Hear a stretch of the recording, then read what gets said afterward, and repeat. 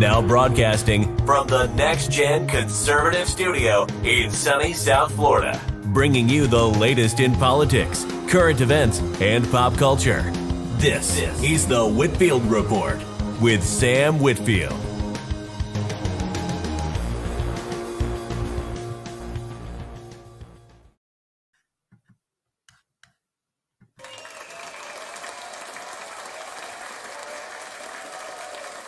Hey there, folks. Welcome to tonight's edition of the Whitfield Report. I am your host, Sam Whitfield, broadcasting live from South Florida. And joining me here tonight is everyone's favorite mod, if you're a part of the Nerdrotic community, and that is Just Another Redshirt, who, in my experience, is not just another Redshirt. He is an exceptional redshirt. But anyway, I don't know if you do much of your own content, sir, but I know that you drift around the YouTube community a lot. So first off, welcome to the program. And just briefly, how did you get involved in YouTube and just this whole corner of fandom in the internet?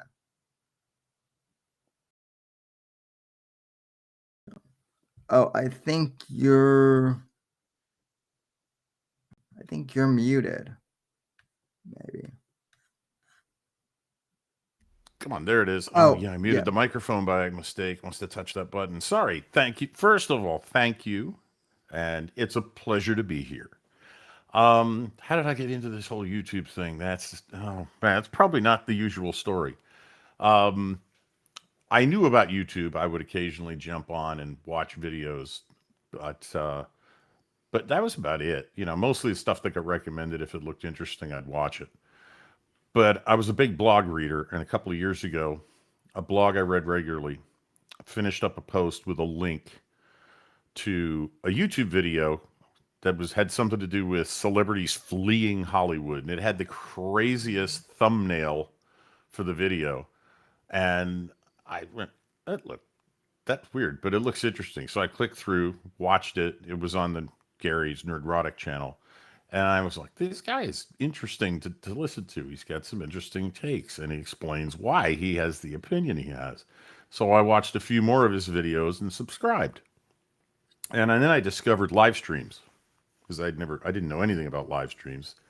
And I got on a live stream, and there's this chat, and I'm looking for a box to comment with, and there isn't one, because I don't have a channel yet. You need a channel to have a name to comment with. So I created a channel, and I needed a name. I thought, well, I'm in this pop culture world now. I love Star Trek. I love Star Wars. I love The Prisoner. I love a lot of the sci-fi stuff. What would I call myself? And I was like, something to do with Star Trek.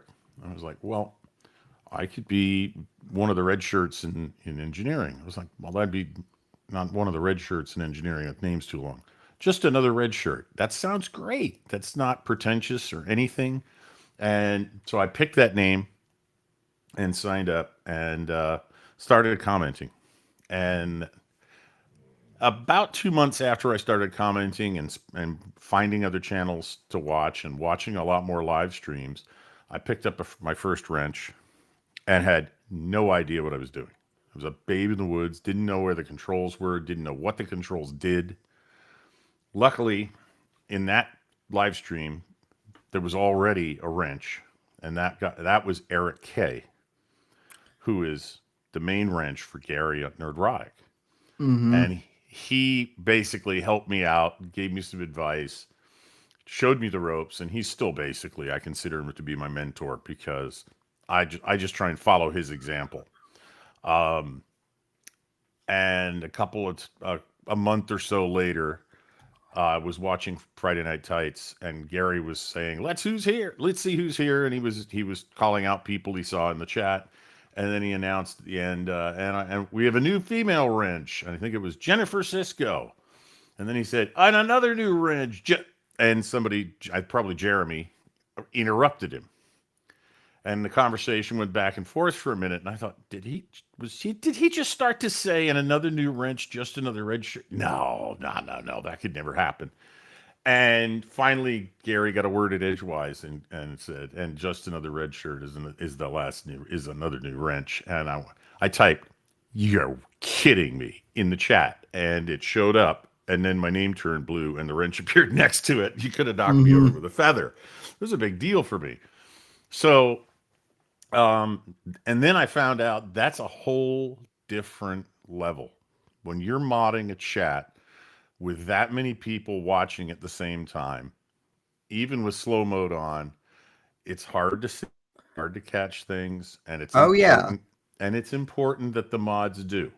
So I had a learning curve all over again after 2 months or so of being a wrench, of trying to figure out how to be a wrench on a channel and a chat that big.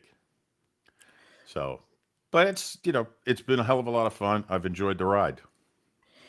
Yeah, well, it's been great getting to know you kind of through this community. I mean, Gary's community, and I guess the Geeks and Gamers community has gone through so many different name variations. You know, the Right. Fellowship, the alt-right, geek, zone. If you read mainstream press, just a lot of different variations. Yeah. I discovered Gary, as most of the people here know, because during the pandemic, during lockdown, I got bored and I found the Critical Drinkers channel first, Yes. Oh, and I don't even know how I think I found his channel because I watched like one of his reviews on one of the Star Wars movies, and then my co-host, Apex Gamma, who isn't here this week, but he's in chat. He was like, "Oh yeah, Drinkers. I followed him 6 months ago. He's great." he is. So then I basically binge watched a bunch of Drinkers videos, and then Gary popped it up in my feed, kind of recommended, and I'm like, "Who's the guy who looks like he's from ZZ Top?" So Yes. so I started watching Gary, and in some ways I wouldn't say I liked him better than Drinker, but I liked him just as much, and Yeah. he did a pretty good job with his content. So I just went down through the rabbit hole, and eventually I found I saw you, I think, in comics divisions streams a couple times, and Yep. then on the Cocktail Lounge, which is hosted by our good friend Matt from Fellball Productions, and a few weeks ago, you had a pretty heated discussion with one of the panelists on cultural Marxism and whatnot, which I find very interesting because not a lot of people talk about that in this space. No. I mean, you talk in this space, most people talk about, the culture war. Yeah. And my point probably was, I don't remember my exact words or what the exact topic was, but the culture war derives from from cultural Marxism, Mm-hmm. because when economic Marxism, that was what it started as. And they said, economics will cause the working class to rise up and in a communist revolution. And it didn't happen, because if it was going to happen, it would have happened in Germany, not Russia. So all of the Marxist thinkers started scratching their heads, and they formed a think tank, and they came up with this new concept, cultural Marxism. Will change the culture to cause the revolution. And that was a long time ago. So cultural Marxism is not talked about much because it's, for most people today, it's ancient history. I mean, it dates back to the time between the two world wars in the 20th century. But the culture war is very much current. It's just knowing where it comes from sometimes helps to give you perspective on it. So that was what I was talking. That's why I talk about cultural Marxism. It's the origin point of this stuff. Yeah. Well, and it's interesting that you bring that up, because that's kind of where my whole YouTube career kind of began. I'm 27, but I came up watching a lot of Andrew Breitbart's old videos, and reading Breitbart.com when he was still alive. Yeah. And in fact, one of our mods, Daylight Disinfectant, actually knew Andrew fairly well. But it's Cool. interesting because I haven't heard anyone really bring up the cultural Marxism stuff that much in this space, other than perhaps you and Gary, well, and Failball on Yeah. occasion with. Yeah. But yeah, I mean, it's still very much, people think that this stuff is new, within the last 5 years, and it's not. No, it's not new. So, They took the masks off. Is the difference? oh yeah, That they're not. that's why it seems new in the last 5 years, because they were doing their best to stay behind, out of the spotlight, behind the scenes. Before that, They're just not hiding it anymore at all. not at all. So, No. and I mean, so with that in mind, I mean, I Yep. guess, it's interesting because people are starting to really wake up to this, especially, this past week with the whole Oscars fiasco. I don't know. I don't know if you've been in any other streams this week talking about that whole incident, but I for one haven't watched the Oscars in probably since like 2012, back when I was in high school. And even then, they weren't really that interesting. No. But I wasn't even tuning into the Oscars.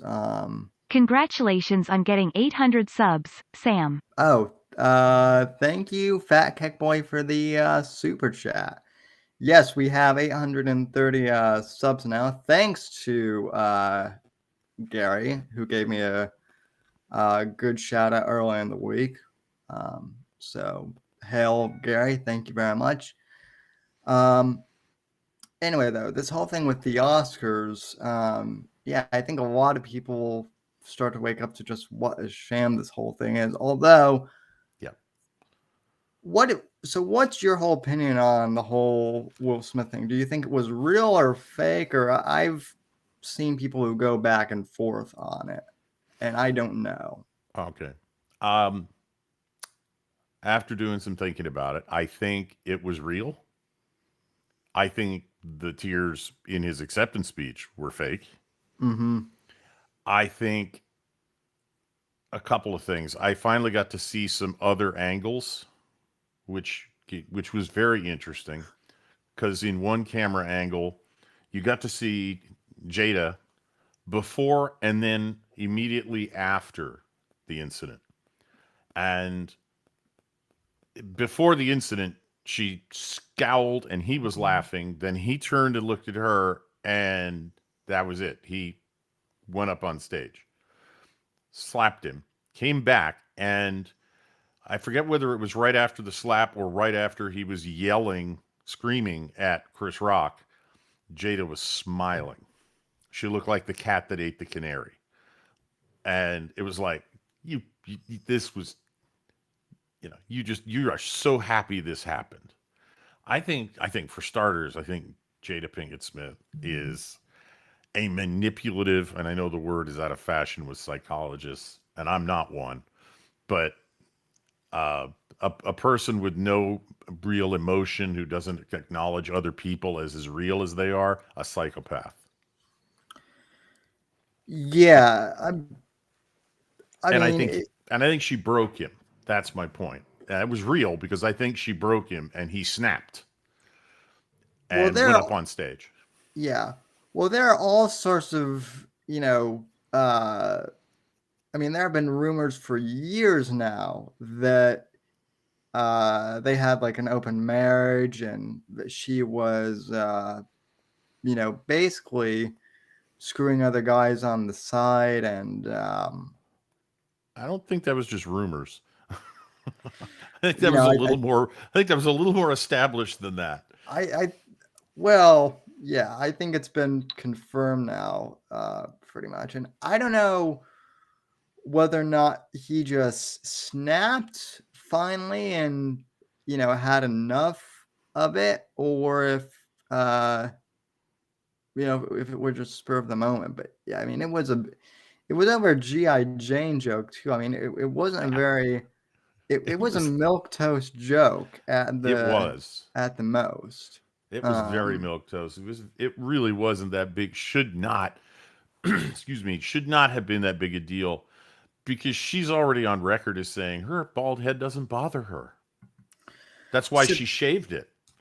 Well, supposedly it doesn't bother her. Now, Yeah, okay. Maybe she lied about that. Okay. I mean,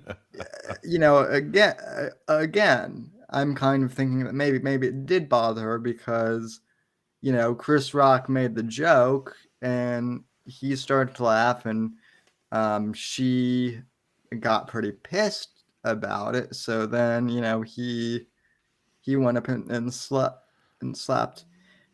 And at first I thought the thing was staged completely just to get the Oscars more views. But then once I saw footage the day after of the whole, keep my wife's name out of your mouth or whatever, and just the raw emotion, that if that was acting, that was the best acting job that he's done.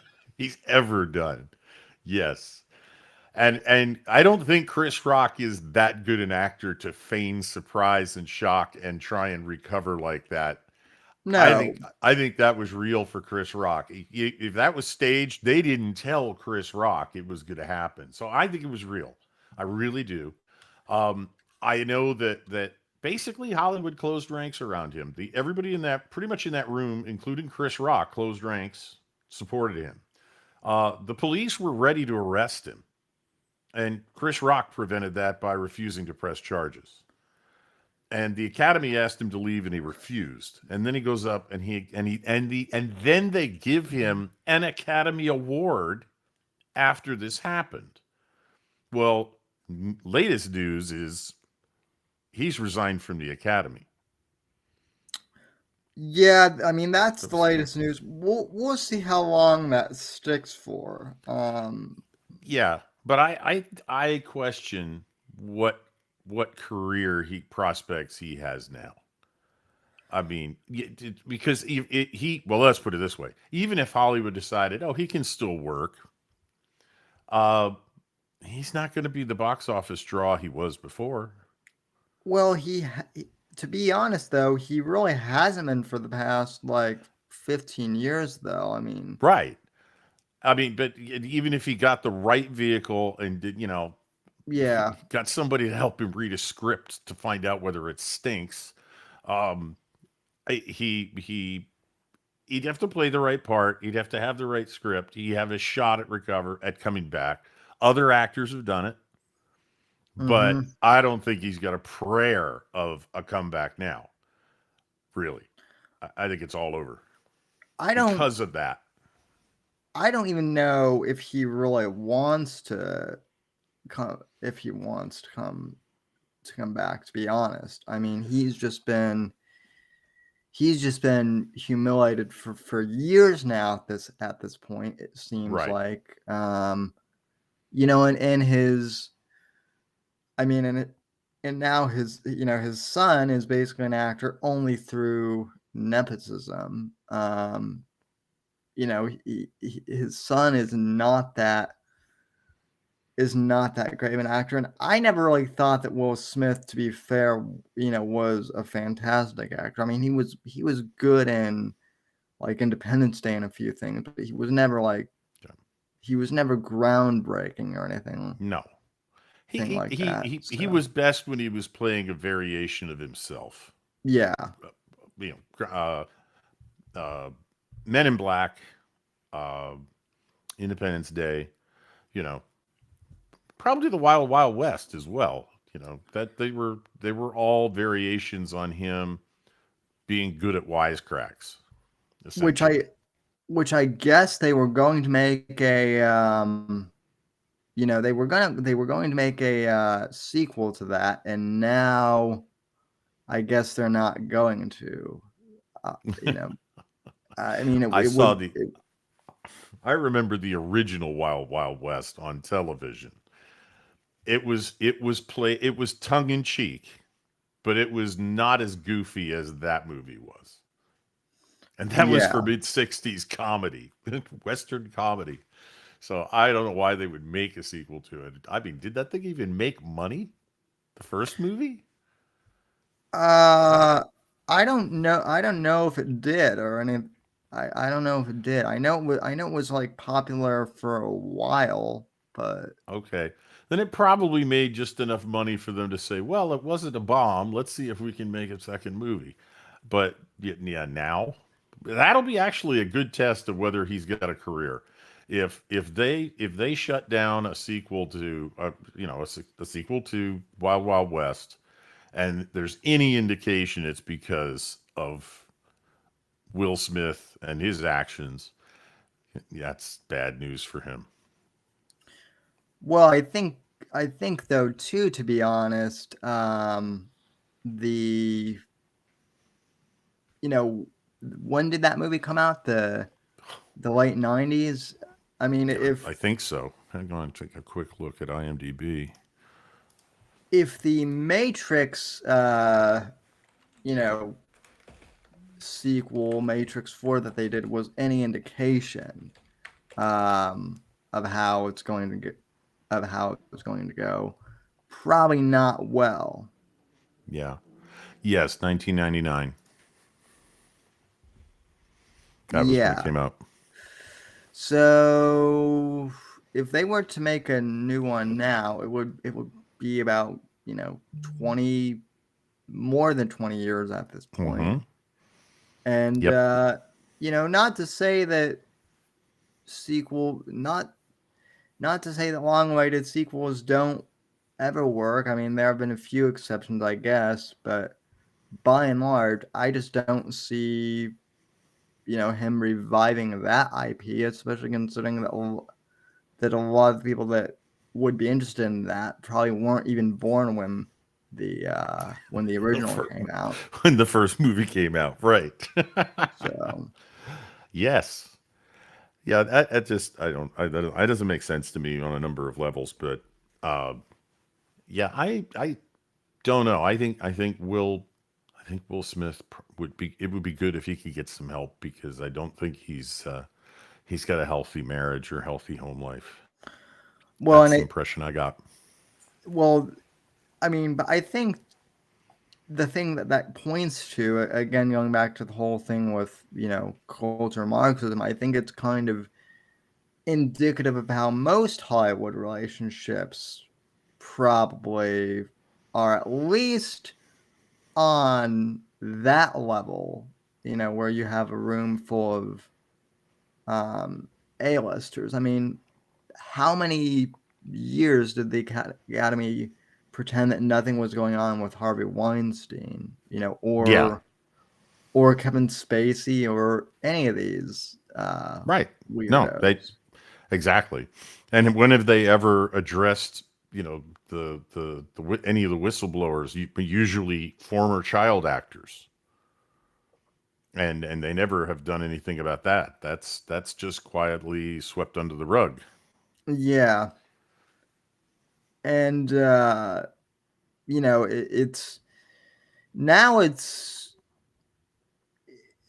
kind of, I mean, I'd like to think that it's improving somewhat, but in reality, I think they're kind of overcorrecting somewhat, and now doing the opposite. Of maybe.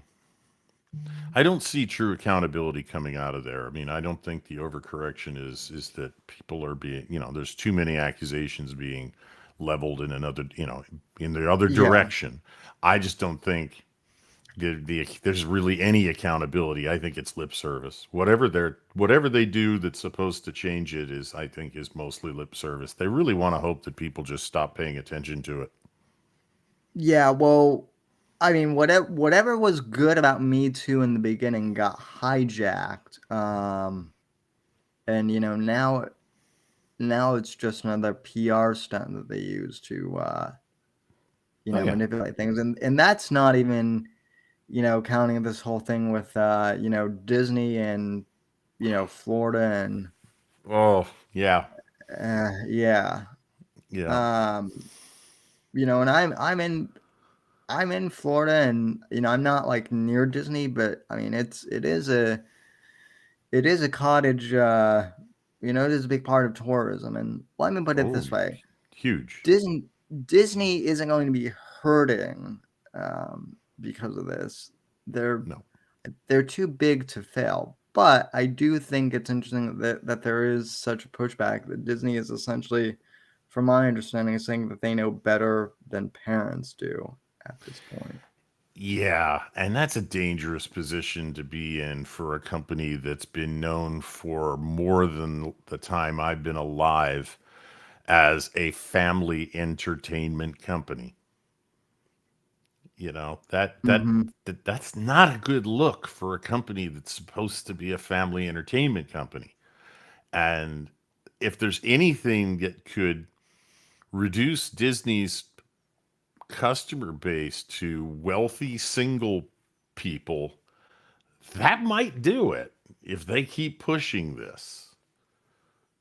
Because that could really be a problem for them. They are on the wrong side of this when it comes to their customers. They are accommodating activists, I think, mostly within the company, and not paying attention to what their customers would want. And that's not a good way to go. I mean, that's the get woke go broke model. Yeah, I mean, and they're not going to they're not going to change just because they're so used to that model already. They're just going to continue to spiral into oblivion. I mean, no one I know watches their shit anyway.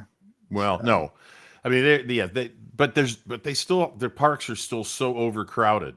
It's ridiculous. Okay, and I've been there 4 different times, and I've never seen crowds like they have now. But the difference with this is, and I just want to point out, I remember I think it was like last year's shareholder meeting that Disney held, and somebody back then asked, because this was the big controversy after Luke Skywalker and the Mandalorian, and then Gina Carano being fired, and some of the more toxic statements made by Disney Lucasfilm executives from the story team. And somebody got on the phone in the shareholder meeting and said, and stockholder meeting, and said, you know, is Kathleen Kennedy damaging the brand, and if so, would she be let go because of her damaging it because of her politics? And so it was a very pointed question.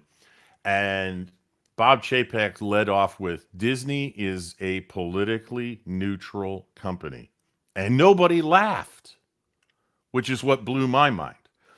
So a year ago, Disney could still, with a straight face, have its chairman claim that it is a politically neutral company, and a year later, they're saying, we will do everything in our power to repeat, to get the legislature to repeal, or the courts to strike down, the parental rights and education law. That's a hell of a shift in 1 year. yeah. I mean, I was shocked that really no one. I mean, I think a few people called them out on the fact they were, when when Chapek said that they were a politically neutral company, but not enough people Not enough. No. did. No. And I will say that entertainment is one of the spots where the right still has a massive blind spot. I mean, I like the fact that the Daily Wire and others are at least attempting to do alternative, media. But the thing that really, I guess, irritates me is the fact that a lot of that just seems to be, oh, well, this is conservative, version of whatever, Right. which is not how you do I mean, that's not what people want. They just want a good story without, Yes. too much political influence. And I mean, I've told people that, like, if you want to know how to write, good thrillers or something, just watching the films that John Milius wrote back in the 70s and 80s. Well, you can put a lot of almost any message into a piece of entertainment as long as character and story come first, and the message is more of a moral of the story, right? The master of that was Rod Serling with his Twilight Zone. The Twilight Zone only had a couple of episodes where the message was anywhere near on the nose. For the most part, you had to tease it out of the story for yourself. Yeah. They didn't hit you over the head with it. Right, which I mean now it's the exact opposite. And Right. I mean it's also sad because they actually did try to reskin the Twilight Zone with I can't remember what the guy's name is. The guy who one of the I think it's Jordan Peele, the guy who did Key and Peele. And now I mean it's just that's turned into an SJW remake, and I don't even think his version is on anymore. I think it's on Paramount Plus or one of those now. Where 5 people watch it. So Yeah. yeah, and But the current crop doesn't know how to tell a good story, never mind get the story to make their point for them. There's too many no, people who lack the talent. I mean, case in point, uh, one of the topics that's near and dear to my heart, animation. Pixar, huge fan of Pixar. Have been since the early days of Pixar. I have the first DVD of Pixar shorts, which were essentially technology demonstrators. That's really what they were. They were to be shown at trade shows and symposia in order to get spark interest in Pixar's hardware and computer hardware and software. And they were kind of like, hey, watch this short subject and you can see all the amazing things our software and hardware can do. And a guy named John Lasseter was hired, and he's an artist and character animator. And he decided that their shorts should try and actually tell a story with character animation, not just go, hey, look at this. Isn't this cool? And that was where the 2 tensor lamps came from. Luxo is the name of the name of the short. And he was working literally elbow to elbow with the technical geniuses at Pixar who were writing the software and setting up the configurations to animate whatever John showed him sketches of, and then he talked them through. So he had to do direction without ever being able to draw a picture, one frame of the animation, but he was directing the animation. And out comes Luxo, and it was an enormous hit. I mean, people went crazy when they saw it. There's a reason that little tensor lamp became part of Pixar's logo and intro to every single one of their movies. So, but they Me Too'd John Lasseter out of the company, and I think it was bogus. Really, Yeah. when did he get Me Too'd? I think a year or 2 ago. No kidding. Yes. A couple of young female employees. And John, by the way, is known for being a hugger. And man, has his Twitter Oh, gone completely dormant. Because I think one of his last tweets before he stopped tweeting was, "Who needs a hug today?" Well, these two young ladies decided that John was inappropriate, and he was fired for sexual harassment, basically. And he went to another studio, and he's now siphoning people out of Pixar to come work with him.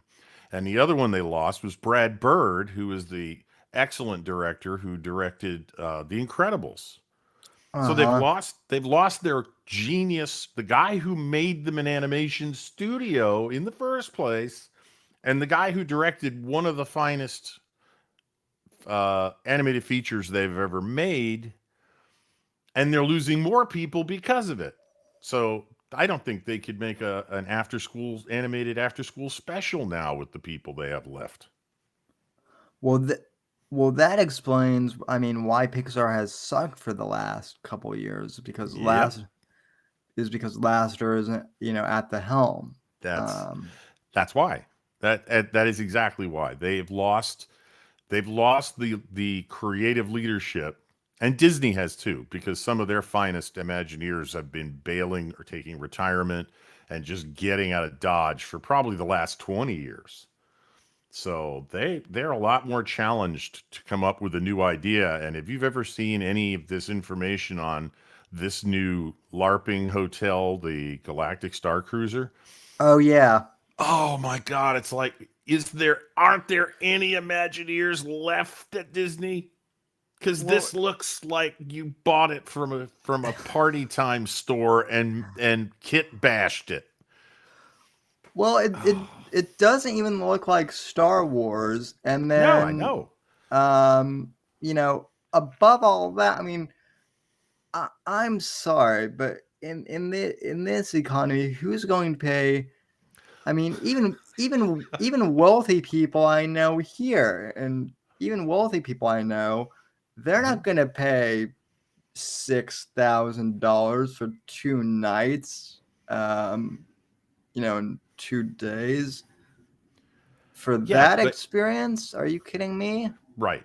And even if it were the most amazing experience, they still have to compete with, well, well, Marsha, we could spend 2 days in Maui at the Four Seasons for less money and still pay for the airfare, or we could spend a week in you touring Europe for about the same amount of money. You know, what would you rather do? Is kind of the Yeah. thing. And they have to offer a better product, a better option than all of those other very high end vacation options. And Disney's never really done that. They just give you middle of the road hotels and charge Four Seasons prices for them almost. And they got away with it because their biggest customers were people who saved money by buying a season pass and never bought anything inside the park, and families who went for a once in a lifetime vacation so their kids could meet Mickey and Minnie and everything out. And they just spent Right. they just handed over their credit card to the Disney Gate employee and picked it up when they were driving home. They just spent the earth because cost no object. The kids are never coming back here again. So we're not going to argue over money. And those were their two biggest customer bases. And they've already told the season pass holders, we don't want you anymore. And they're about ready to start losing families. I mean, I don't know who is still packing these parks post post the global emergency. I really don't know where they're getting all these people. I mean, maybe they're vacationers and maybe they're people still going for a once in a lifetime family vacation, but they are jacking the prices up on everything. It's Yeah, I gotta mean, it's gotta bite sometime. The demand can't be that inelastic. Universal Orlando's just down the road. I keep as a gag, I keep posting in chats, hashtag Universal Orlando, here we come. Mm-hmm. Every time Disney becomes this topic of discussion, because I'm like, hey, does anybody remember there's this really cool 2 theme park place down the road from Disney? It's called Universal Orlando. It's got to bite them sometime. It can't go on forever. So I don't know. I mean, Euro Disney damn near sank them at the end of Eisner's tenure. I don't think they're too big to fail. I think if they lose the theme parks, they don't have anything left to run on. Now what they're doing too is, I mean, they're having to compete with Universal Orlando, and I mean, in Universal, from what I understand, I haven't been to their park in a while either, but their their experience, from what I understand, is pretty competitive compared to Disney's. Yeah, So. and Universal Orlando's hungry. They know they're number 2. They want to be number 1, and they're working at it, and they're paying attention to the people who show up. And the difference between Disney and Universal right now is that both parks are overcrowded. Okay, both parks are getting attendance that overpacks them, causes customer complaints about long wait times and all that. Disney's solution: raise the prices. Fewer people will be willing to pay them, and then the parks won't be overcrowded. Universal's decision: build a new park. Yeah, it's expand the product, the supply. So they have 2 fundamentally different philosophies right now, and I'm rooting for Universal because Disney's acting like a monopoly is what they're doing, and they're not one. Well, Disney's been a monopoly for years. Well, there was nobody in the same space. Busch Gardens was never going to be the equivalent of Walt Disney World or even Disneyland. Universal Orlando's the closest thing to come along that I've seen that could give Walt Disney World a run for its money. And I think it's going to. I just don't think it's quite happened yet. But let Universal Orlando in a year or 2 get that new park up and operating and not have it fall on its face.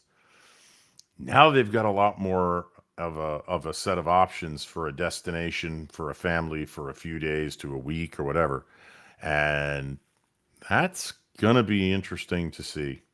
As Disney is acting as though it doesn't care anything about its customers as long as the park is crowded.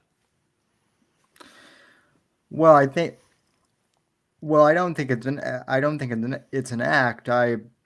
don't think they care about their customer as long as the park is crowded. I misspoke. Disney's behavior shows that they don't give a damn about their customers as long as the park is packed. That would be more accurate.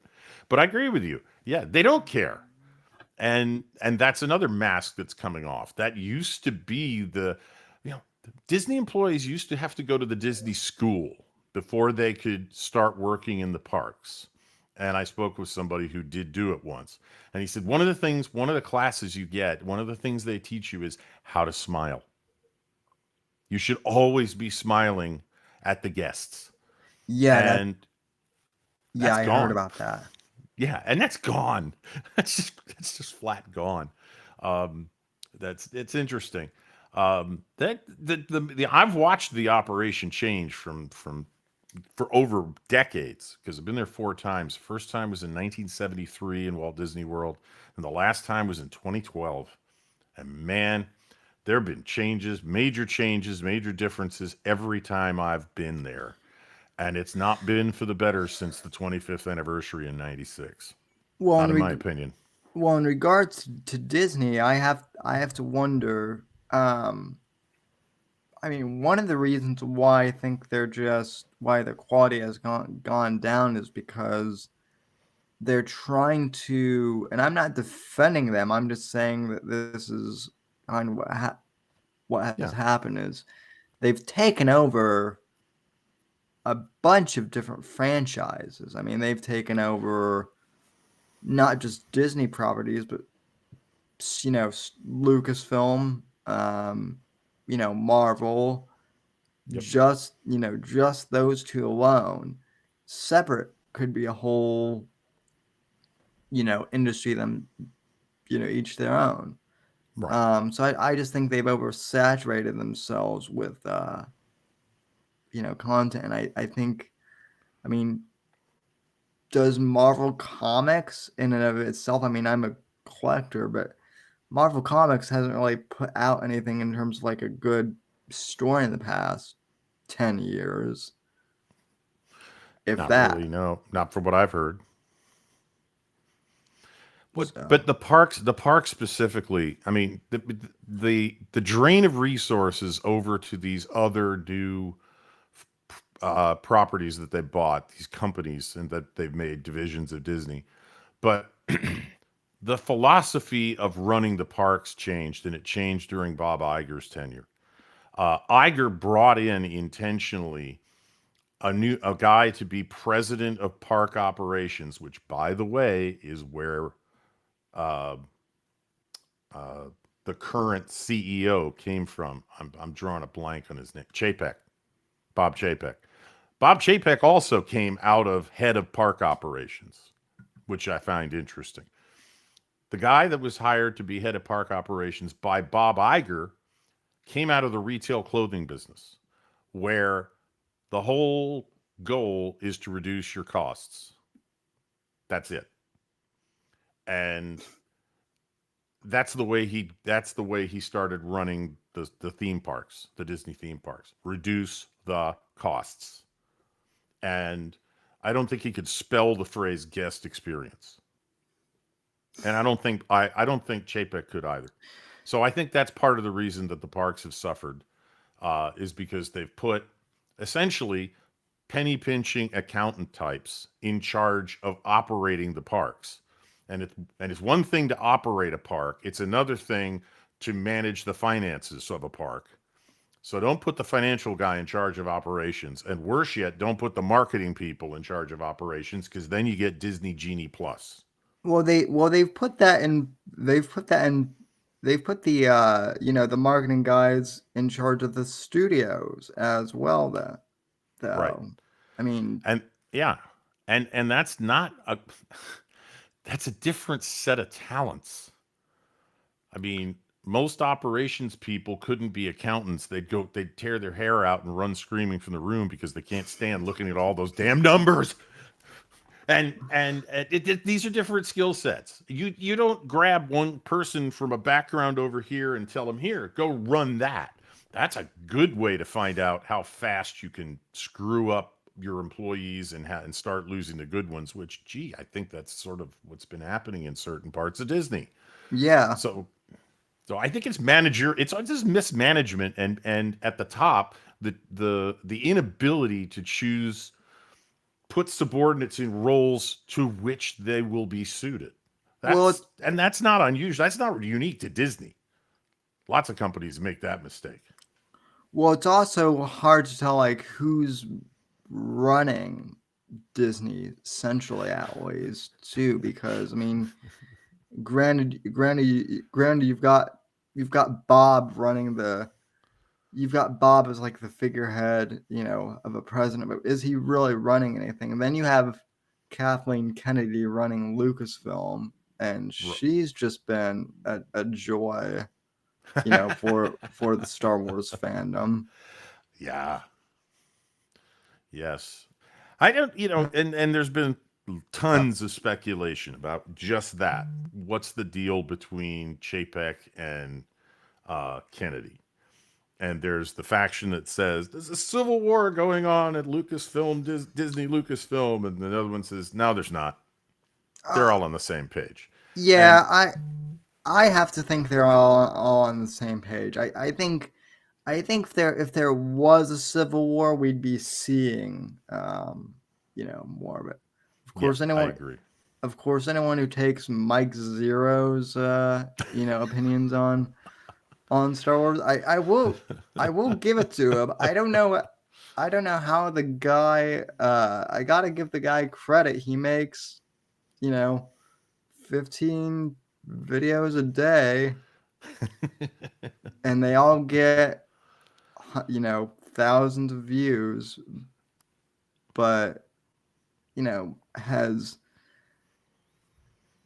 it would be nice if people in Disney were fighting back. But I don't think they are. I think anyone who is standing back, gets shit canned pretty much immediately.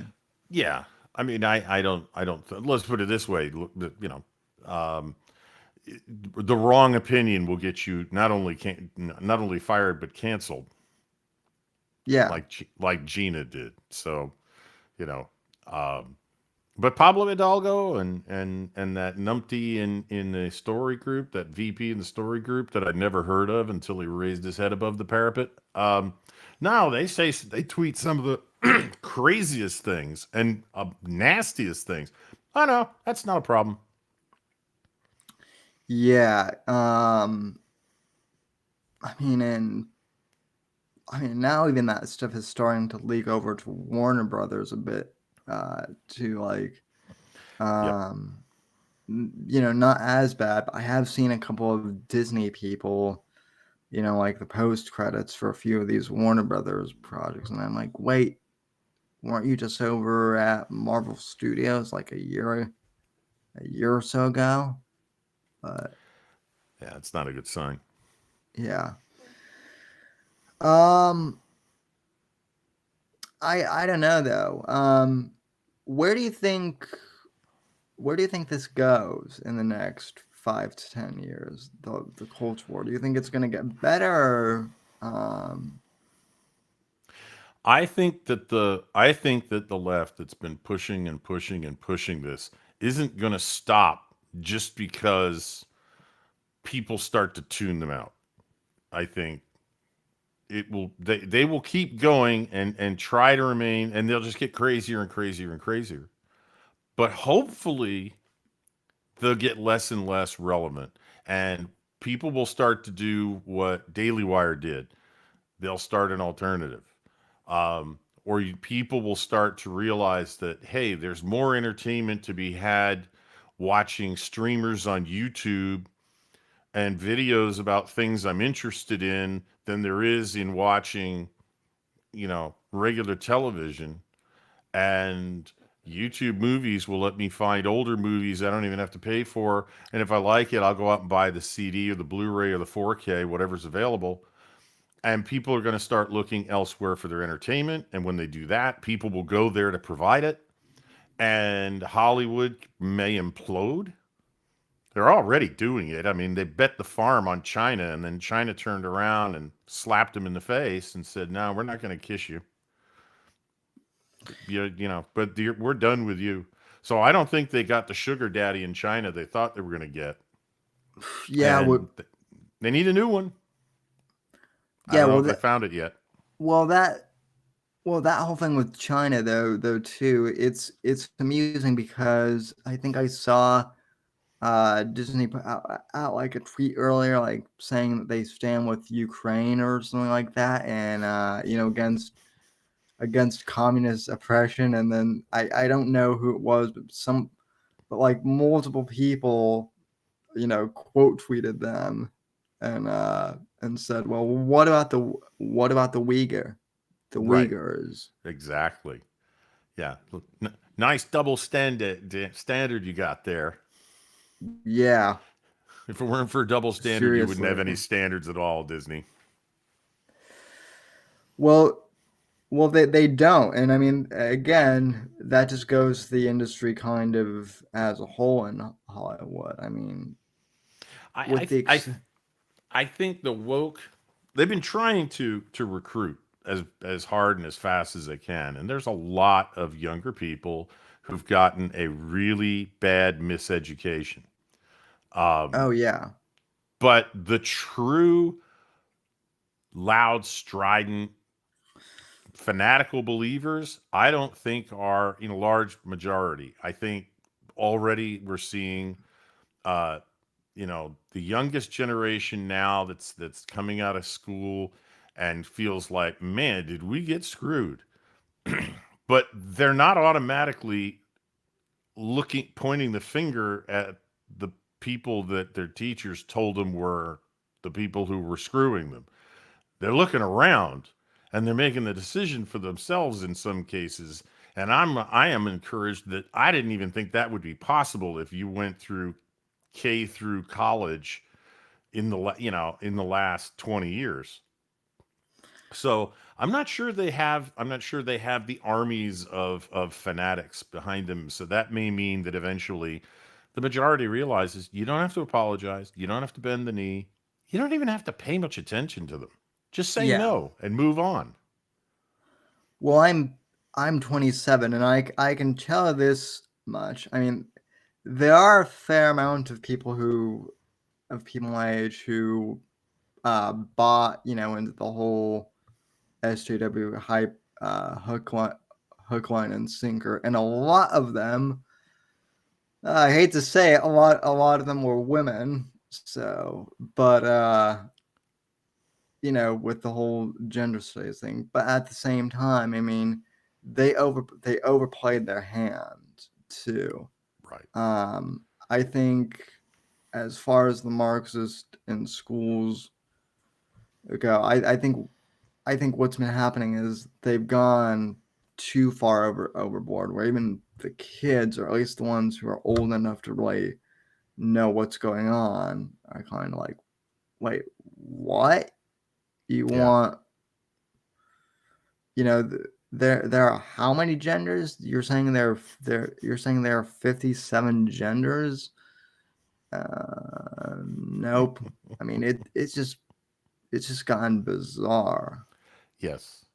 So And people are starting to notice, I know I'm not the first to make this point, but what I think is starting to cause a pendulum to swing back, and we may have reached peak woke, is that the normies are waking up to it. As you said, the people started to notice. People who don't normally follow all this movie stuff and pop culture stuff were going, "What the heck just happened at the Oscars?" You know, and what are they talking about with these criteria for movies to be considered for an Oscar? yeah. And all that sort of thing that's been, Oscars so woke, that's come out in the last couple of years. I think that people who don't normally read Variety, right, like the trade mag for Hollywood or whatever, or aren't, focused in on pop culture and a certain type of movies or comic books or video games or whatever, like we tend to be. uh, but the people who normally just, you want to go see a movie this weekend? Yeah, what's playing? And they go pick one. Um, that's about all the preparation that they need. They don't watch to see when it's coming out. They don't want, they don't avidly wait for the trailers to hit YouTube. Um, those are the people I think who are starting to notice, and that's dangerous for the woke, because that's a that brings a lot of people who suddenly turn around and notice them. Well, the other thing too, and a few normie friends of mine actually pointed this out, made this observation. Uh, one of them went and saw the new Uncharted movie, which I'm told by them is not that good. But Hmm. they go, I paid $20 a ticket. I paid $40 for this, Right. and it's like, yeah. I mean, part of the thing is, and I understand with the unspecified virus of unknown origin, that I understand the theaters are struggling, and I understand, okay, you have to adjust ticket prices for that, but still, I mean, Yeah. with the way things are going, especially right now, I mean, 40 $40, you have to make that stretch out. And if Yeah. the movies aren't that good, people are not gonna, I mean, people already weren't really going to the theater all that much. I mean, it's rare that I'll go to a theater to see a movie. I'd rather, stay home and watch Netflix or YouTube or Amazon Right. and just see what's streaming there. And there's an age cohort that adopted those things, right? And then starting around the late gen, the older Gen Xers and the boomers and up, they haven't adopted those technologies. They would have trouble dealing with. I have a smart TV with streaming services on it, not cable channels. Um, and they're, but more and more of them are starting to realize this stuff's going away. We need to get used to this. Like we need to get rid of our landline phone and get a smartphone. And that evolution is migrating up into older generations, and that's the other thing that's dangerous for them because they could expect to wait until the people who think they're full of that they're crazy as a bag of rabid rats to die off, and then they would have then they would just have the people they indoctrinated left. But I don't know that they're going to have the time. I think they're waking too many people up too quickly. Yeah, they're they're kind of betting the farm on, pushing the woke agenda through. I mean, the other thing though, Yep. on the flip side, they are starting to kind of notice, I think, what YouTube is doing because YouTube is starting to censor content creators too. I mean, I'm buried in the algorithm. Right. A lot of content creators are who wouldn't have been 10 years ago. Right. Yeah, So but they changed that around, and having worked in software, that algorithm I'm sure is by now spaghetti code. I bet. I just bet it's spaghetti code by now, which means nobody at Google knows exactly how it works or how to fix something that's right. behaving strangely. That wouldn't surprise me at all. So they occasionally will tack on something that lets them punish people they disagree with. But I think it's equally likely much of the time that that's just the algorithm hiccuping and they don't know how to fix it. If they couldn't fix it, probably, even if they wanted to. Yeah, well, it's everything on YouTube is run by, I mean, it's kind of its own sentient thing, Mm-hmm. from what I understand. I mean, people, okay, I won't say I know anyone who works at Google, but I will say that I know someone who knows someone who worked at YouTube at one point, and I think the most startling thing to me at the time, at least, was that there are only like 30 people, or some incredibly small number, actually managing YouTube itself. Yeah, a lot of it's automated. Yeah. I mean, for a platform that has millions and millions of hours of video on it. Billions of hours of video, millions Yeah. of hours go up every day. Yeah, it's ridiculous how much there is there and how much I laugh about trying to keep track of a chat with 12,000 people to 15,000 people watching the video all at the same time and keep up with the chat. Imagine trying to keep up with 40 million hours of video being uploaded to YouTube every day, and how many hours of live streams are there? And they've got to try and monitor that, and they've got to try and categorize it, recommend it, all that stuff. And it's like, Yeah. it's monumental. I mean, it's ridiculous. If nothing else, it's just a ridiculous amount of computing power that's needed to do it, or it just falls behind. The thing about the thing about YouTube, as kind of an entity, too is, I mean, there's still, glitches going on with it all the time. I mean, I, Yeah. I mean, tonight it worked, but I actually subbed on an alternate channel to my, to my own channel just to see if the notifications work. And, half the time I end up having to post, the link in Gilded because otherwise no one ever sees, stream notifications or anything like Yeah, that. 50% seems to be about what most people assess their notification rate to be. Half of the live streams that they subscribe to Yeah. gives them a notification and half don't. Yeah, and that is a glitch. That unless that's, essentially shadow banning, a form of shadow banning, that's probably just a glitch. But good luck to them to find it. I don't, yeah, I mean, I know shadow banning on Twitter is definitely a thing because, I've definitely Live stream experienced.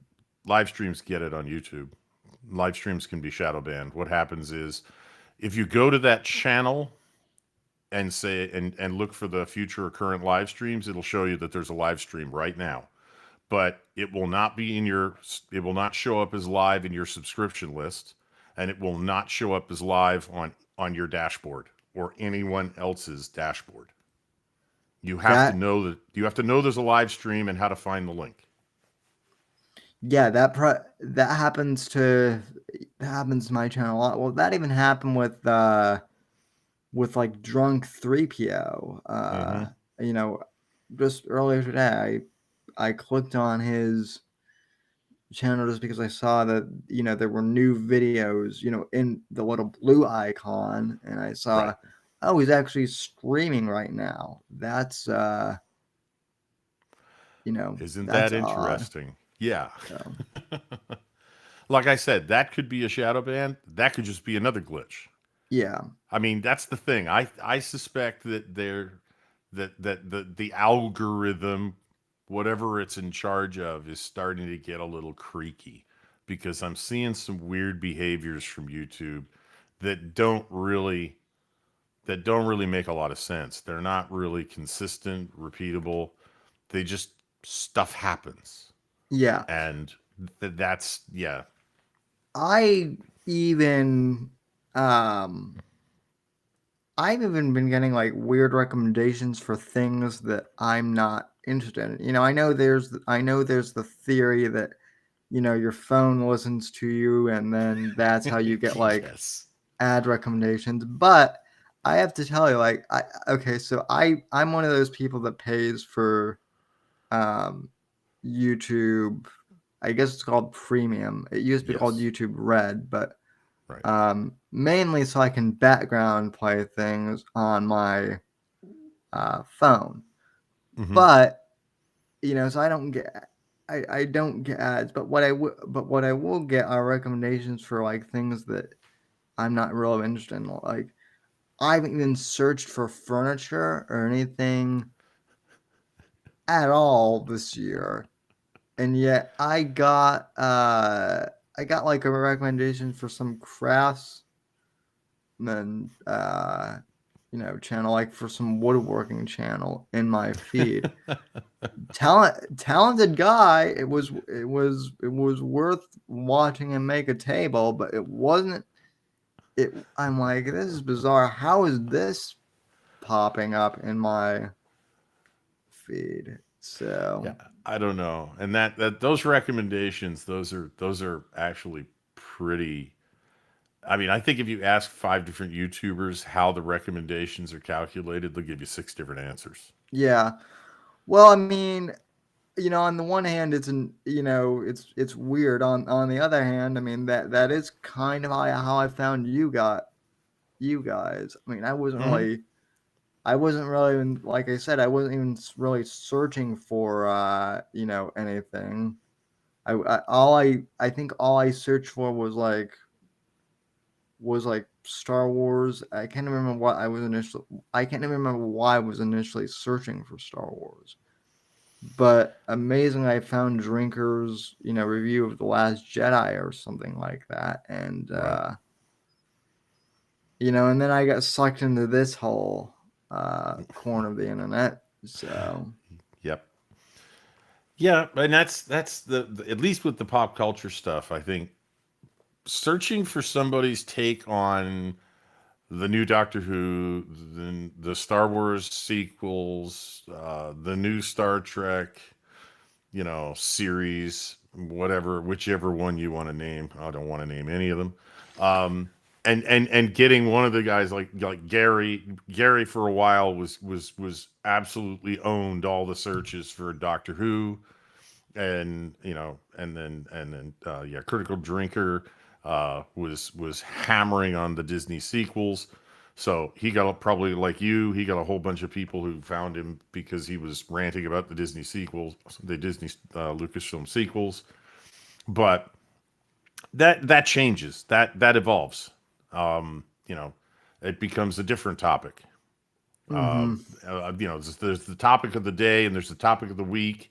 There's rarely a topic of the month. So you can get a lot of people, you can get an influx of people who find you because you're talking about something going on. That's not going to last. So eventually it falls back to word of mouth, um, you know, mentions, shout outs, things like that. To start spreading word around the fandom. But yeah, finding the channels in this sort of YouTube space can be a challenge. oh yeah, Definitely.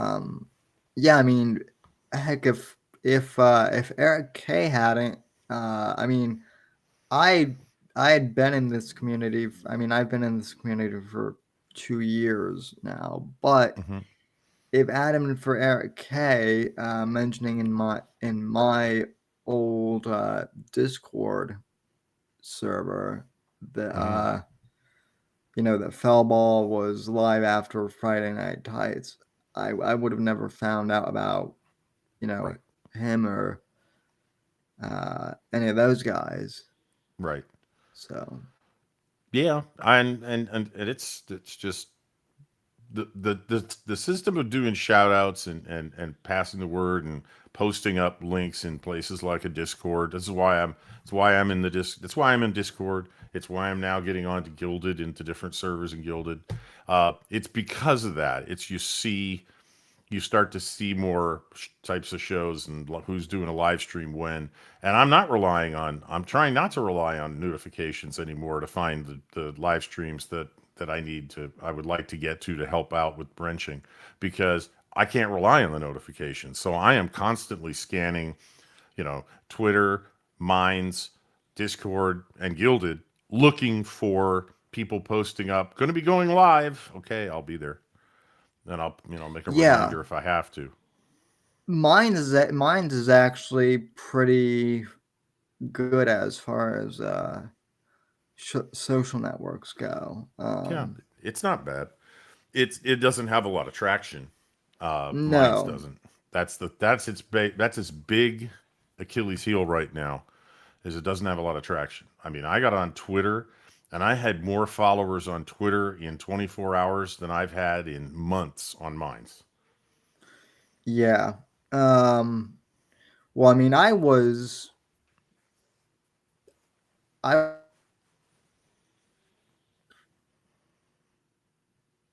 I mean, back you could just kind of You're starting to robot. tag individual people. Uh oh. The system might be starting to glitch or something. Am I am I coming in clear now? It's better now, yes. Or okay. Okay. I like I said, this thing gets finicky at times, but okay. Yeah, but like I was saying, back in the early days of Twitter, it was pretty when it was a free for all, it was pretty good. But then once they started to kind of tamp down around 2016, uh that was when things really started to change. Yes. in terms of now like I said, barely anyone sees my tweets unless I mention them directly or anything like that. Right. So well, anyway, so other than modding, do you do any content creation yourself or anything like No, that? no. I guessed on on the odd stream here and there. I'm a regular on the MFR. Um, I'm not. I would like to do a mixture of live streams and videos, and right now I can't really run a live stream because of the unreliability of my internet.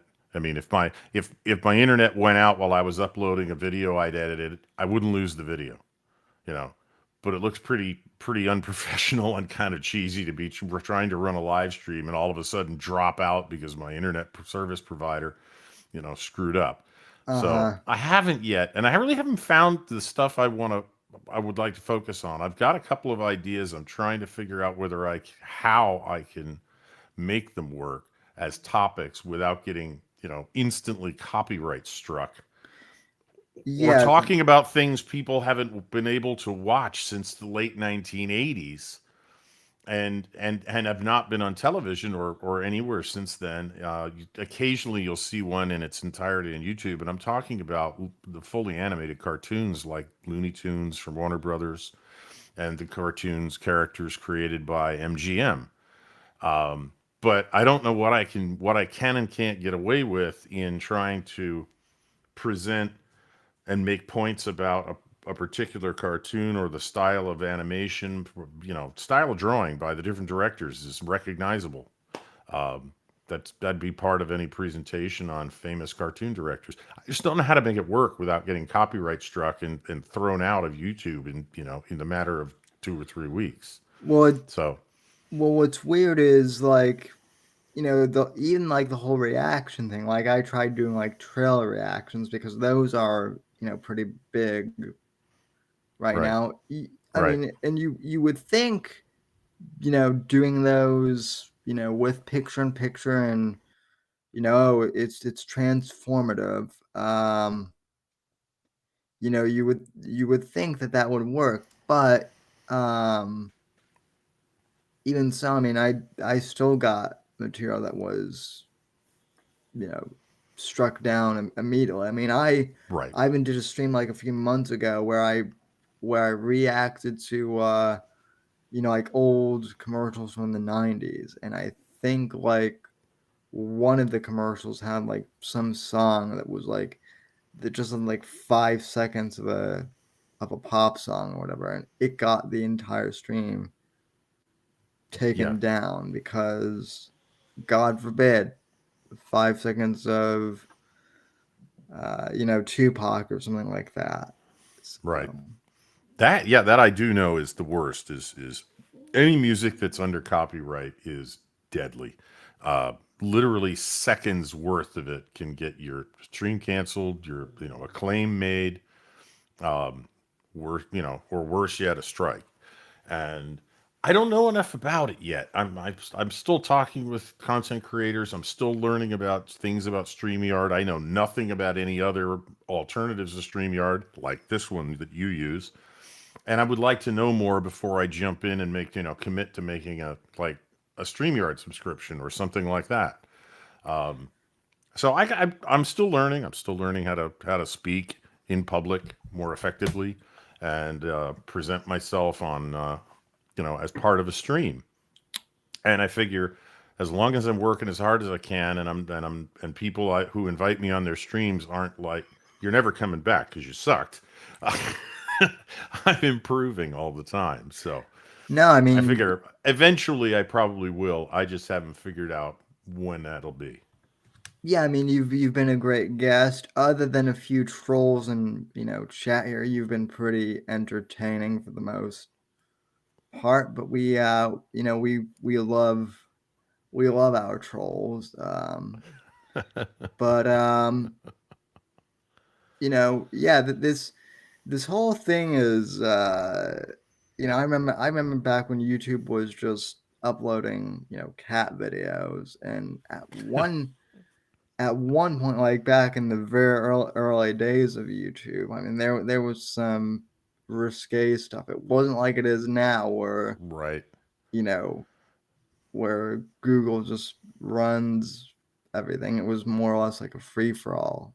Yes. So, um, now like I'm only at 830 subs, but I sometimes have to wonder if they'll can me before I make it to 1,000, just because, you know.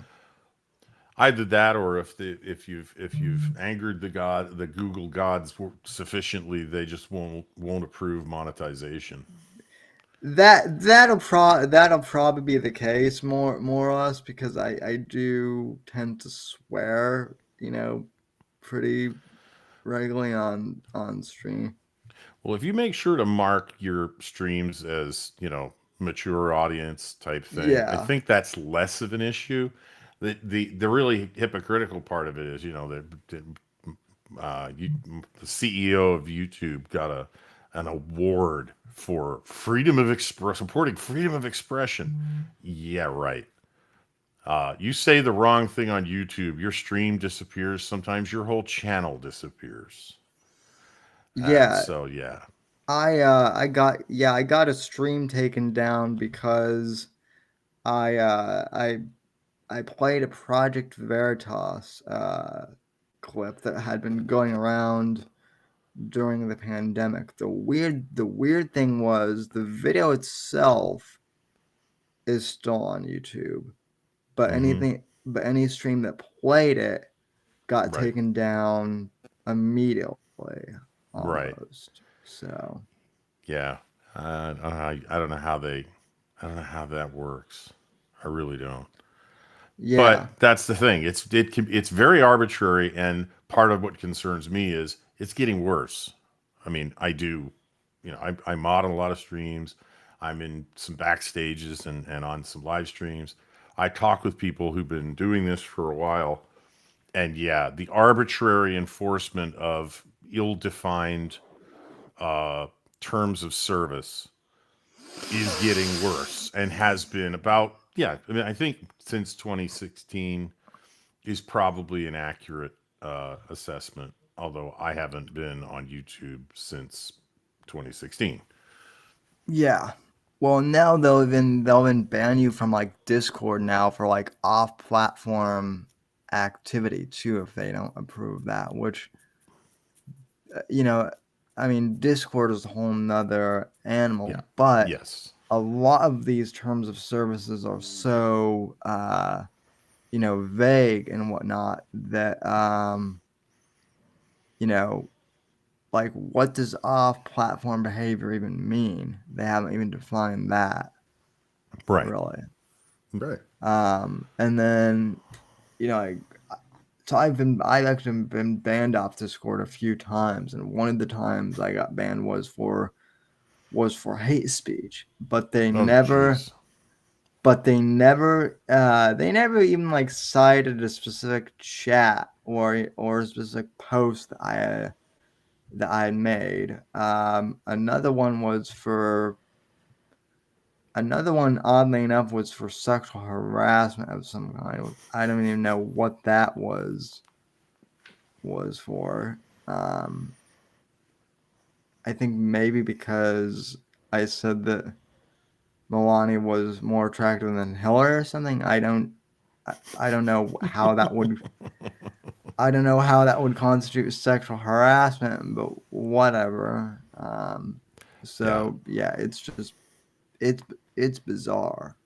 So Yeah, they can, and I think it's getting worse. I think that somebody came up with the bright idea of saying, if we make our terms of service not only too long and complicated to read, we make them so vague nobody can ever call us out on claiming that they violated them, and we can get rid of anybody we want under those circumstances. I think that's a relatively new weaponization of terms of service. I don't think that's been around that long.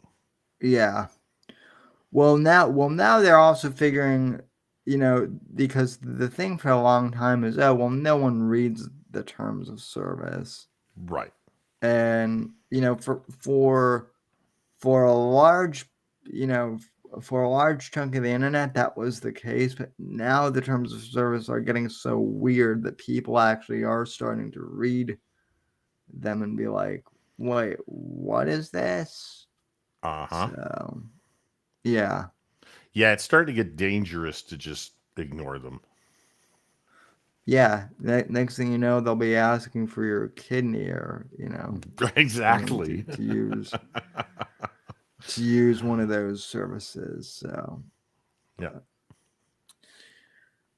Alrighty, sir. Well, I can't really think of any other topics. Anything you want to plug here? No, I mentioned on Friday nights an MFR Cocktail Lounge. It's a fun show. It's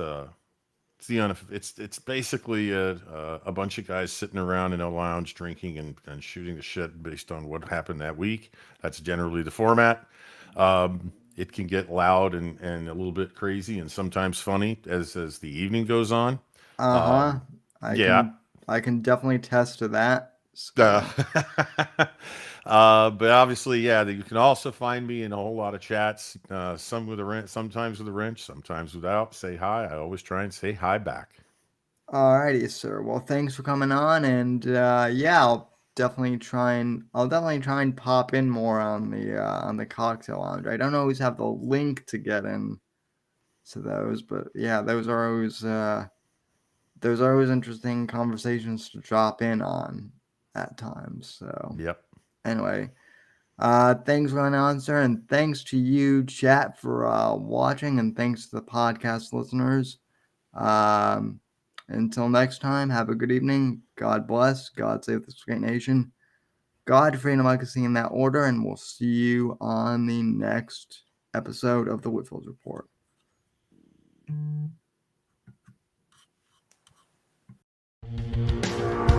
Thanks for listening to The Whitfield Report on the NGC Network.